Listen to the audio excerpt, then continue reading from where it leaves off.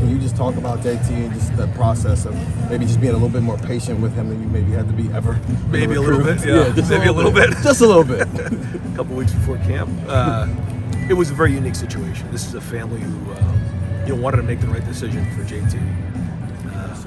And not being able to visit anywhere, never being out to Ohio, just to make that decision for the family didn't feel right. So they really went about the process. They were deliberate, but I think it was a result of COVID and just not being able to visit. But in the end, just so excited that he's here. Probably a once in a lifetime situation, but family was a part of it all the way.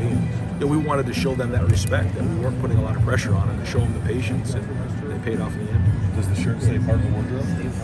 The Hawaiian shirt? The Hawaiian shirt? Yeah. They were hot, I guess. They kind of flying off the rack, so I got mine. Put it away somewhere.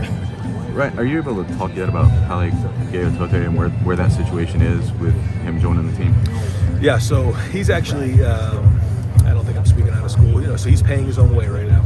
And then, we're going to hear from the NCAA about his eligibility here maybe in a few weeks, and then we'll go from there. What do you make of that? Because now kids can transfer without sitting out here, but they're kind of making him jump through hoops. Like, it just doesn't seem fair.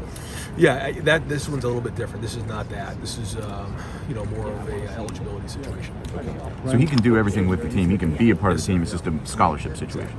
Ryan, is Marcus Hooker back with the team? What is his status? He is. Yeah, he's back with the team, and he went through a tough time, but he's learned a lot from it and paid his dues and went through a bunch of different programs, and so we're supporting Marcus, and he's back on the team. So he's eligible to play week 1? Yes. Where is Steel Chambers practicing right now? So he's a running back. Okay. Yeah, but he's also moved around and done some different things with Coach Washington. So we'll see, and it's really up to Steele in the end of where he feels most comfortable as getting into the season. Are there any other additions, subtractions heading into camp, that roster, since the last time we talked to you?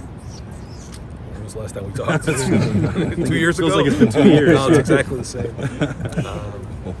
I'd have to think it through, but there's nothing like that's happened in the last couple of weeks. When Jameson left, how did that sit with you guys? It was, no hard feelings at all. Certainly, wish Jameson nothing but the best. We got a really loaded room right there, and hate to see guys leave, but understand why he did it.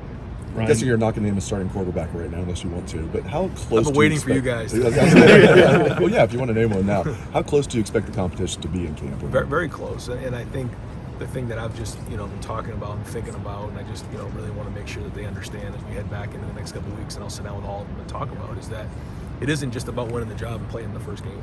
It's a long way to December and January and everything else. So we're going to need all of them. I know in my heart we're going to.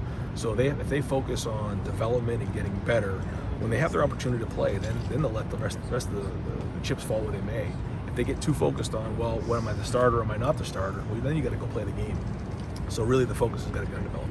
Are you going to reveal a pecking order, though, going into camp, or at least to us? I mean, at quarterback? Or? No, we're gonna roll those 3 guys and see. And then, obviously as we get closer on this thing, we're going to have to start to prioritize some of the snaps, but we're going to try to spread them out as best as we can, at least those first, 2 weeks.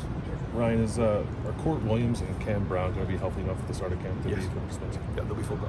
Yep. Okay, Ryan, guys. You mentioned majority of the team has been vaccinated. How, I guess, is there room to grow? Like, how much would you want it to grow? And coaches have talked about it being a competitive advantage because obviously guys wouldn't have to miss games.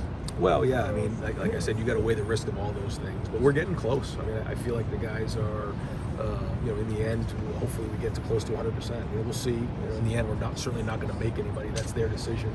But there's risk with everything that they do, and so I feel pretty good where we're at. Hopefully, as we get into the next week or two, we can kind of add a few guys to that list. Is the beard here to stay? We don't know. Thanks, Ryan. Thanks, Coach.